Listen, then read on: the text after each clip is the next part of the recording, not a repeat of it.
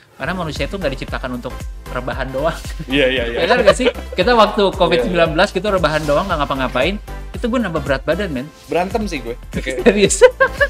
Ada aja nih ya. Ternyata adek gue setiap hari begini. Ih, adek siapa lu? Iya. Hal-hal yang lu nggak pernah perhatiin sebelumnya sebenarnya ini muncul. Ternyata begitu ya. Welcome to BNI Live Corner, di mana kita akan ngobrol-ngobrol dengan orang-orang inspiratif.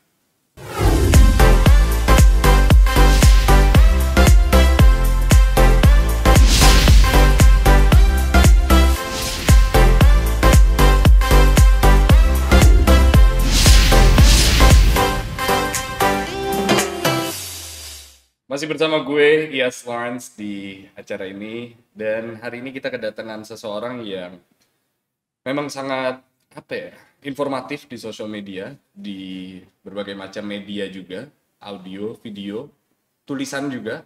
Dan yang paling terkenal mungkin dari dia adalah bajunya. Karena bajunya itu-itu aja. Seneng gue ngeliat menggunakan baju abu-abunya ini ya. Iya. Signature banget kayaknya. Signature ya. Tapi that's one of the things that I see from successful figures. Yeah. They wear the same kind of outfit every day. Dan lu juga pernah ngebahas ini juga kan? Iya. Remind us again, why? Sebenarnya bukan karena gue pengen mau coba meniru-niru Steve Jobs or whoever figures yang emang di luar sana. But I think it just make my life easier having that one less decision to make every day. Yeah. Pokoknya outfit gue simpel banget. Iya, t-shirt putih, outernya gue ganti-ganti atau kalau nggak sisial, that's it. That's it ya? That's it. Mau lo ada acara kayak gini, kawinan atau futsal juga tetap begini ya? We're gonna talk about money. Gitu. Right. Let's just go straight forward towards it. We're gonna talk about money. Cuman I think there's a whole lot of breakdowns ketika kita ngomongin sebuah penghasilan. Yeah. Ada yang namanya kebutuhan primer, sekunder, ada yang namanya asuransi, ada yang butuh yang mengelolanya and whatsoever gitu. And you're very vocal about it. You talk about it a lot gitu. How did this all start gitu? What was your first money? My first education on money was waktu gue SD.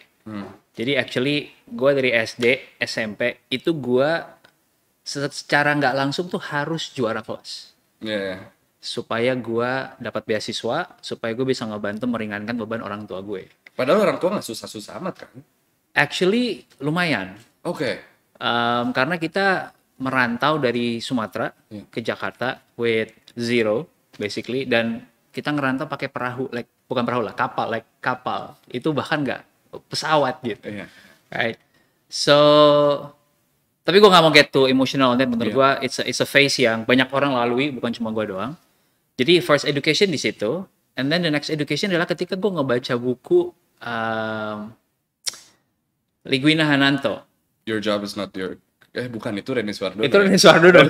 Gue suka kembali. Tapi itu lahir di saat bersamaan. Iya. Lahir di saat soalnya bersamaan. itu di era yang sama. Di era yang sama, betul. Nah, bukunya Liguina tuh judulnya Untuk Indonesia yang Kuat, 100 Langkah untuk Tidak Miskin. Nah, buku itu datang dengan satu checklist 100 langkah yang mesti lo lakukan when in your 20s up to mungkin nanti lo di umur 50 ketika udah financially independent banget gitu ya, financially free. Dan dari checklist itu gue waktu itu cuma bisa ngecek mungkin 13 atau 14. Di umur?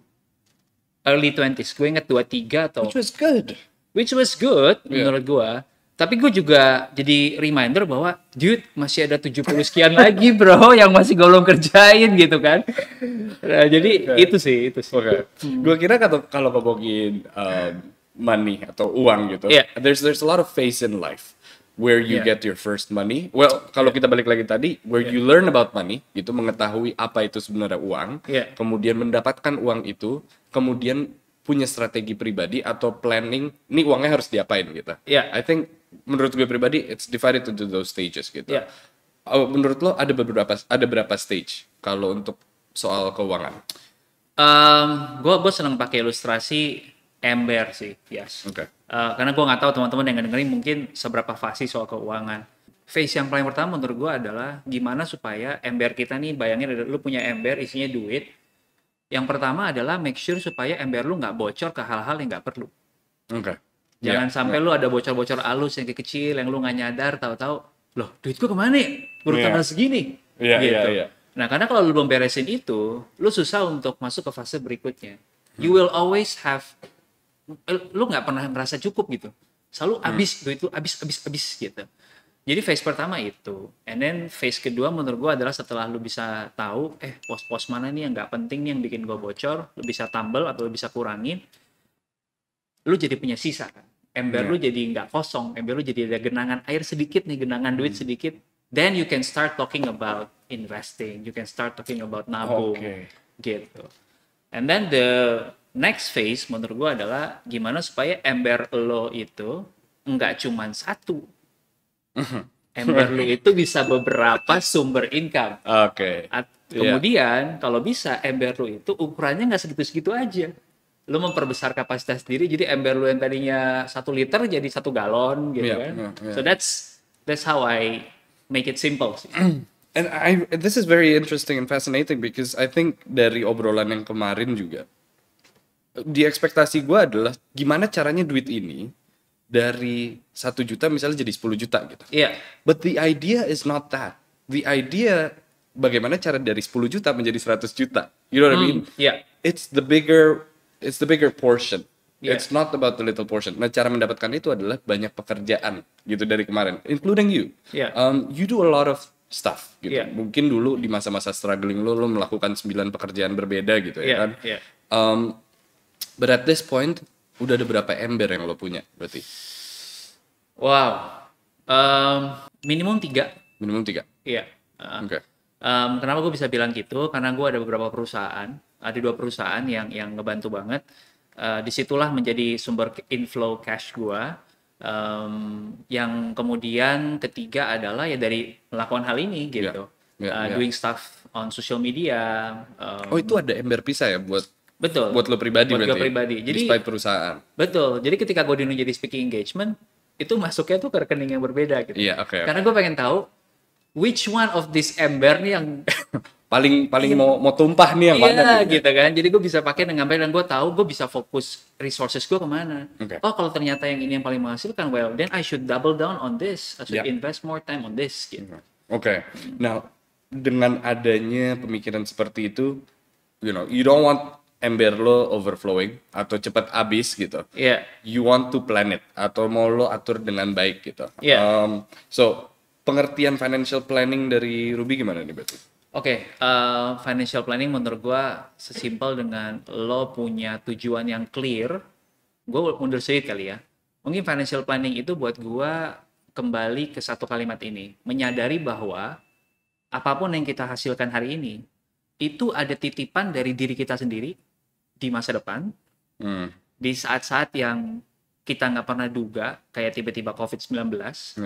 Dan ada titipan dari teman-teman kita, saudara-saudara kita yang kurang mampu. Nah, ketika lu menyadari 3 itu, tiba-tiba lu jadi harusnya lu bisa kepikiran sendiri. Oh iya ya, ada diri gue di masa depan yang harus gue pikirin. Kalau gue udah nggak bisa kerja. Iya ya, kalau nanti kenapa-napa gimana ya? Iya ya, kan ini duit bukan cuma gue doang. Ini in a way ini titipan gitu. Gue juga harus ngebantu orang. Nah, jadi lo tahu 3 itu aja, lo harusnya udah bisa punya perencanaan bahwa yang lo punya sekarang yang untuk dihabisin hari ini langsung. That's it menurut gue. That's the key ya. Berarti lo salah satu orang yang memiliki goal berapa tahun sekali? Is it 5? Gue punya goal jangka panjang sampai misalnya gue umur sampai between 45 50 itu menurut gue harus sudah punya apa ya bahasanya? Gue kan pengen bilang financial freedom sih, kesannya kayak gue nggak pengen kerja gitu. Cuman gue jujur gue sih kalau bisa berhenti kerja terus dapat duit sebanyak yang gue mau, I choose not to work, you know. So that's not a bad thing. That's not a bad thing ya. Soalnya gue pengen tetap berkarya gitu, pengen berkarya, kerja. Gue tetap mau mikir gitu. Tapi lu nggak perlu berusaha kayak gue kerja cuma buat duitnya. Exactly. Itu yang gue mau kan. Mungkin itu yang gue pengen capai di 45-50 itu. The fact that gue masih bisa berkarya, tapi gue harus selalu worry. Iya nih, gue mesti kerja nih. Sorry ya nak, papa pergi dulu. Kalau nggak besok kita nggak makan. Nah itu mungkin yang gue nggak mau. Oke. One of the fascinating thing yang gue tahu adalah lo ada satu mungkin lo sisiin uang 10-15% this really got me gitu. You had a conversation with your uncle dengan om lo. Iya. 10-15% untuk orang yang untuk traktir orang lain. Iya. Coba jelasin ke live friend di luar sana. Yes. What is it with 10-15% dan siapa yang harus lo traktir? Luar biasa nih Iyas nih. Dia berarti udah ngomong sama uncle gue nih. By the way, uncle yang gue maksud di sini uncle virtual karena gue look up banget sama satu orang ini. Salah satu orang yang paling sukses di Hong Kong. Dan di salah satu buku dia bilang, lu harus menyisakan, mengallocate 15% itu buat mentraktir orang yang lebih pintar, lebih bijak, lebih sukses, lebih cerdas. Kenapa? Karena sebenarnya itu adalah jalan pintasnya lo in a way untuk memperbesar kapasitas lo. Ingat kita ngomongin memperbesar ember lo? Iya. Nah, that 15% itu sebenarnya buat gedein ember lo gitu loh secara nggak langsung. Karena biasanya ketemu orang yang lebih pintar, lebih cerdas, lebih pengalaman. Let's say gue hari ini nggak punya podcast. Terus gue langsung ketemu Iyas. Boom, in 2 hours gue tiba-tiba tahu, oh gini caranya untuk bikin, gini cara monetize, gini cara ini gitu kan. So, itu sih menurut gue. Okay, that's investment without using money. Well, it still uses money. Cuman maksud gue investasi dengan jangka lebih panjang ya, dengan informasi dan segala macam. Nah, kalau tadi kita ngebahas tentang ember-ember yang lo isi and how to navigate it gitu, apa yang harus dilakukan gitu. Nah, di luar sana kan banyak yang merasa mungkin nggak puas dengan penghasilan mereka saat ini gitu. Yang akhirnya jadi bikin sulit untuk menyisihkan atau mengembangkan uang yang mereka punya gitu. What was that situation for you? Pernah ada di titik itu? Wow, bentar, gue clarify ya. Situasi di mana gue kesulitan keuangan maksudnya? Mungkin keuangannya lagi kurang puas dengan keuangan pribadi dan jadi bingung. Duh, ini gue taruh sana sayang nih, gue masih ada kebutuhan ini itu gitu. Gue mesti ngeliat masa lalu, gue nggak bisa recall exactly the moment. Tapi gue bisa ingat ada momen di mana gue ngerasa begitu banyak yang gue pengen capai dalam hidup, tapi masih kurang nih. Gitu. Nah itu adalah waktu gue di pekerjaan pertama gue waktu itu, gue sales alat berat. Jadi gue jualan ekskavator, bulldozer, yang masih bisa lo kendarain. Yang gue masih bisa kendarain sampai sekarang. Gue masih bisa gali lubang tutup lubang if you need me ya. Literally not figuratively, jangan. Di situ gue ngerasa bahwa kok kayaknya ada yang kurang tepat gitu. Ketika gue ngelihat waktu itu gue digaji UMR plus bonus kalau gue jualan, right? Terus gue ngeliat di luar sana kok ada orang-orang yang skillnya udah tinggi banget di industri tertentu, pekerjaan dia 1 hari sama dengan gaji gue 1 bulan. Terus ada lagi orang-orang yang dengan skill dia tertentu, pekerjaan dia 1 hari sama dengan gaji gue 6 bulan. Something is not right. Di situ gue ngerasa gue mesti memperbesar kapasitas gue. Nah di situlah gue switch, gue belajar skill baru. Waktu itu gue belajar fotografi, right? Nah dari fotografi gue bisa memperbesar ember gue tadi. Ini pakai iPhone 4S dulu itu kan? iPhone 4S dulu itu. Dari situ gue menyadari nggak cukup nih cuma punya skill fotografinya, gue mesti build my presence online supaya gue bisa punya ember baru lagi, which is masuk nih 4S-nya, bikin konten di Instagram lah, menjadi food blogger, diajak traveling kemana. That's another new source of income. Sorry, right? Was that the reason that you work for Crave? One of the reasons. Jadi gara-gara itu lo bisa kerja buat mereka? Bisa jadi. Gue nggak tahu reasoningnya mereka apa ya. Tapi asumsinya begitu. Karena gue waktu itu hadir banget di dunia F&B sebagai penulis, blogger, sosial media, influencer gitulah. Nah ketika momen-momen itu, if we go back a bit gitu, lo nyoba ini, nyoba itu, those are very hal-hal yang berbeda gitu. Bukan dalam satu lingkup aktivitas yang sama gitu. Itu berarti lo memastikan bahwa gue mau nggak mau income gue harus lebih baik nih di pekerjaan gue selanjutnya gitu. How do you make sure that? Dan juga, what's the income stream for you berarti pada saat itu, what's the plan? Jadi mungkin teman-teman kalau yang nanti ngelihat my portfolio of work itu berasa kayak random. Jadi sales alat berat lah, fotografer lah, food blogger lah, terus podcast, terus ada masanya gue di Crave sebagai product manager, bantu bikin apps dari nol sampai jadi. But actually, gue ngelihatnya adalah gue lagi bangun, gue sebut sebagai career capital gue. Gue lagi cari transferable skill. Skill-skill yang sebenarnya cuma ada di industri itu, cuma ada di pekerjaan itu, gue ambil, gue koleksi. Ujungnya gue mau jadi pengusaha. That's what you took for degree. Business, Yes, right? Yeah, exactly. Yeah. Nah, tapi menurut gue, in practice gue mesti begitu, karena butuh begitu banyak skill yang mesti gue collect kan. Nah, jadi tadi gue udah cerita, gue punya source of income satu sebagai fotografer, and then kemudian social media influencer, kemudian disitulah gue mulai sadar gue mesti bikin bisnis. Nah, disitu gue bikin agency. Nah, dari agency akhirnya leads to sekarang, fast forward, gue punya 2 bisnis. Nah, jadi mungkin teman-teman, gue pengen mengenalkan bahwa kita seringkali ngerasa kerjaan dia cuma satu, source of income cuma satu, which is yang paling banyak orang kenal namanya sweat income. Ya, lo mesti bersusah payah, keringetan. In my case, literally keringetan, turun ke lapangan, naik alat berat, dan itu lo digaji berdasarkan dari jumlah waktu yang lo masukin ke dalam pekerjaan lo, right? Anggap deh lo asumsi lo bekerja di perusahaan yang udah super nice deh, lo pokoknya 8 jam sehari, nggak pernah lebih, nggak pernah kurang gitu ya. Kali 5 hari seminggu, ya 40 jam. Very ideal. Terus digaji 10 juta. Pernah ngitung nggak? 10 juta itu kalau lo bagi ya ke dalam jam lo sebulan, berarti 40 jam seminggu kali 4 minggu, total 160 jam. Per jam lo berapa kira-kira? Don't ask me math, man. Don't ask me math. Kita keluarin angkanya ya. Itu roughly sekitar 60 ribuan per jam. Nah, tadi kita sempat ngobrol, bro. Mic stand ini 60 ribu nih. Jadi lo kerja sejam, right? Lo dapat beli ini satu, gitu kan? Nah, itu yang menurut gue kita harus mulai menghitung bahwa waktu kita pada akhirnya ya terbatas gitu.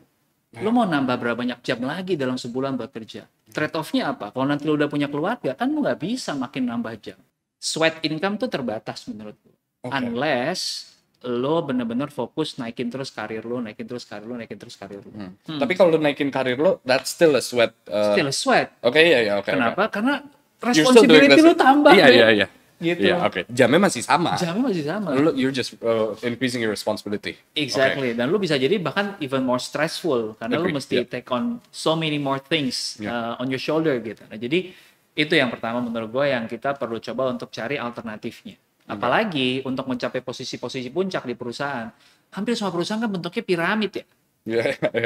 Yang di atas CEO cuma satu, nggak bisa CEO 20 kan? Right? So susah tuh persaingannya untuk menuju ke sana. Jadi itu yang pertama.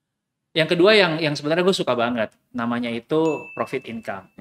Why is it profit income? Basically lu punya sebuah produk, terserah ataupun jasa, yang intinya lu tinggal produksi berkali-kali, replicate berkali-kali, sehingga nggak perlu lu masukin jamnya lu lagi ke sana, dia bisa ngejual dengan sendirinya. Gitu.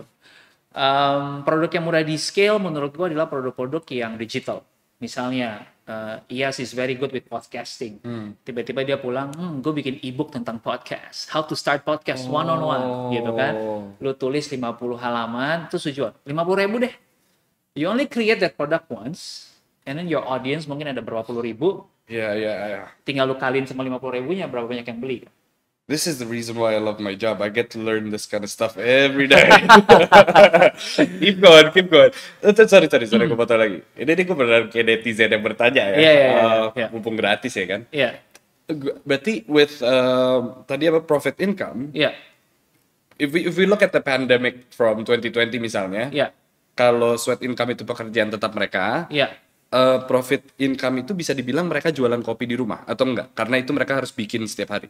Nah, menurut gua jualan kopi itu masih punya celah untuk dibikin jadi profit income. Kenapa? Lu bisa bikin in bulk kan. Nah, kan kopi ada kopi literan tuh. Berarti itu termasuk profit income. Menurut gua masih bisa masuk, right?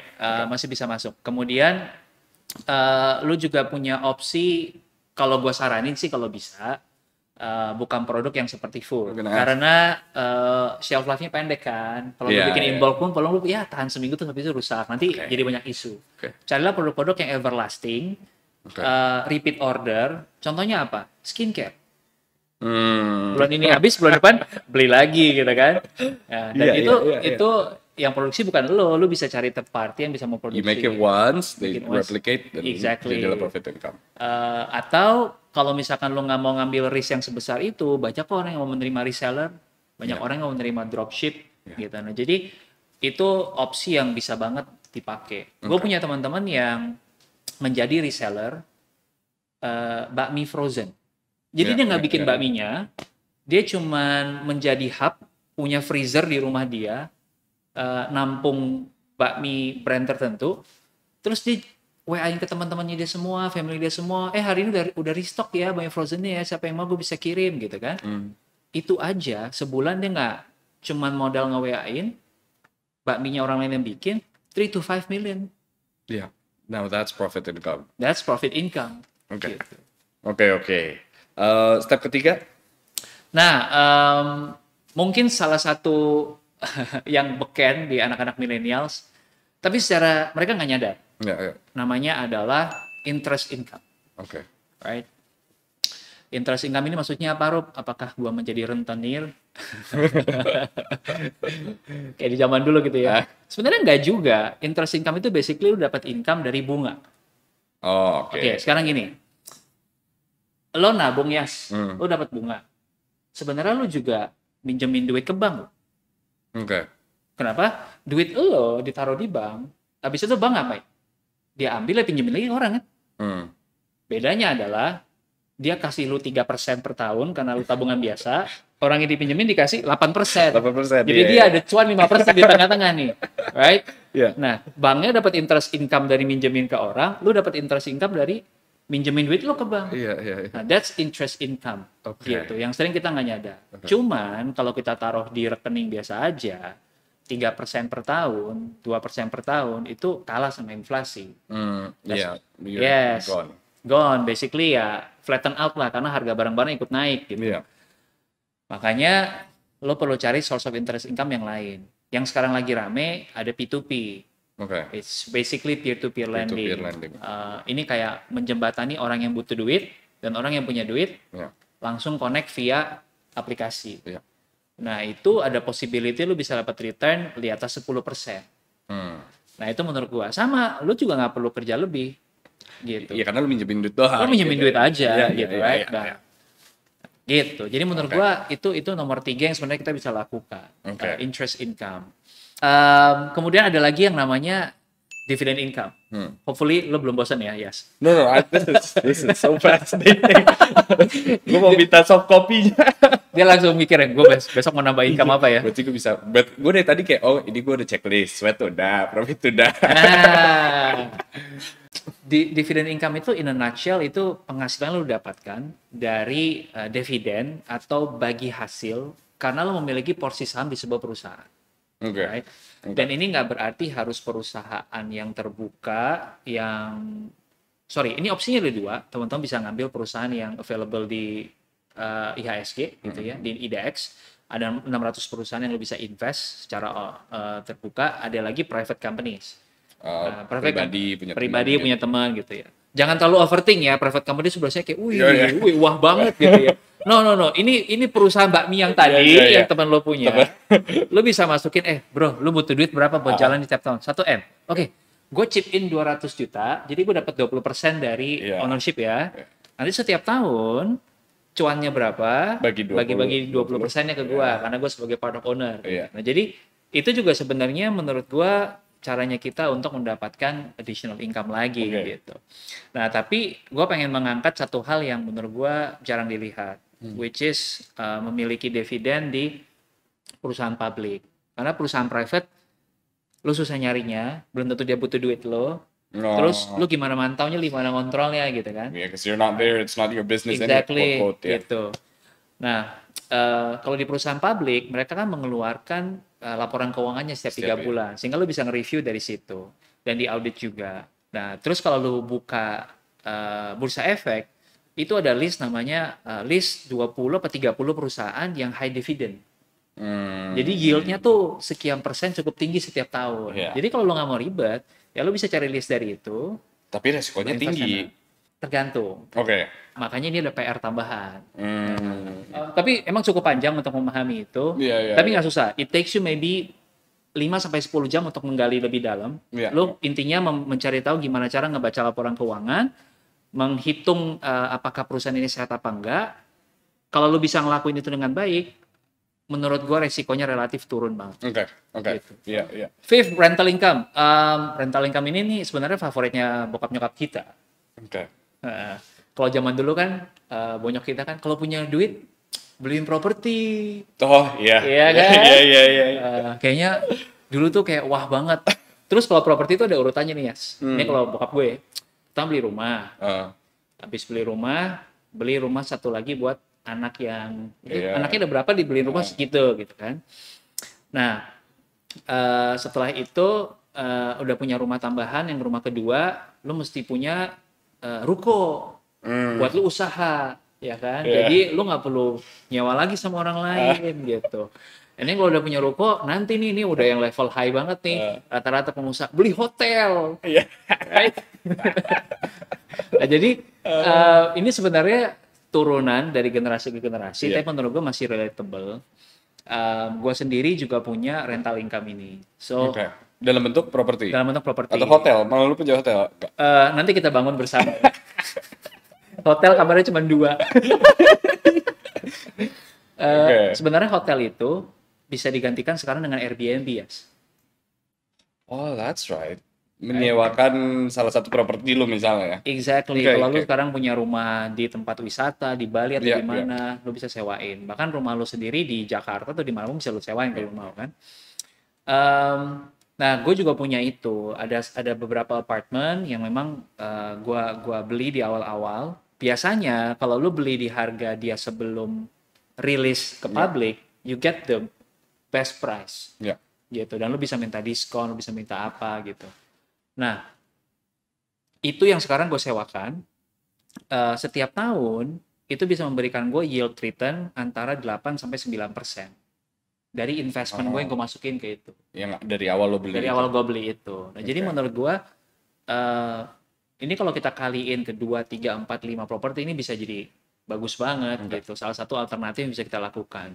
Dan simple kan? Lu cari agent. Pak, saya mau sewain tempat saya gini-gini. Oke, dia akan cariin ketika udah deal, lu bagi dia, ya kan? Selesai. Lu nggak perlu mantap doang, lu nggak usah bagi terus-terusan. Exactly. Nah, jadi menurut gua that's the beauty sih. And one day kalau lu punya 5-5-nya ini, hidup lu akan jauh lebih apa ya? Lebih tenang in the sense that ketika lu menjalani sweat income lu menjalannya lebih dengan oh ya gue di sini karena emang pengen berkarya tadi. Can you get rid of the sweat income? Menurut gua kalau kita get rid of it akan ngerasa kayak gua ngapain nih? Gua gitu ngapain ya? Gitu kayak nggak ada purpose menurut gua in life. Karena manusia itu nggak diciptakan untuk rebahan doang. Iya. Ya kan nggak sih? Kita waktu COVID-19 gitu rebahan doang nggak ngapa-ngapain. Itu gue nambah berat badan, men. Berantem sih gue. Lu berantem? Sama keluarga gitu ya? Gue ternyata nggak sayang amat sama nyokap gue gitu kayak. Serius? Gak sayang banget. Cuma pas ketemu tuh kayak, ih ada aja nih ya gitu. Iya. Hal-hal yang lu gak pernah perhatiin sebelumnya sebenarnya dia muncul. Ternyata dia begitu ya. Gitu. Ternyata adek gue setiap hari begini. Ih adek siapa lu? Gitu. Nah jadi ada orang-orang yang memilih untuk akhirnya get rid of sweat income ultimately. And it's their choice if they're happy with it. I think that happens when you get older. Iya kan? Ketika lo udah memutuskan, you know what, I have many income, udah sekian banyak dari 5 poin itu, time for me to relax. Yes. And that's how you get rid one by one.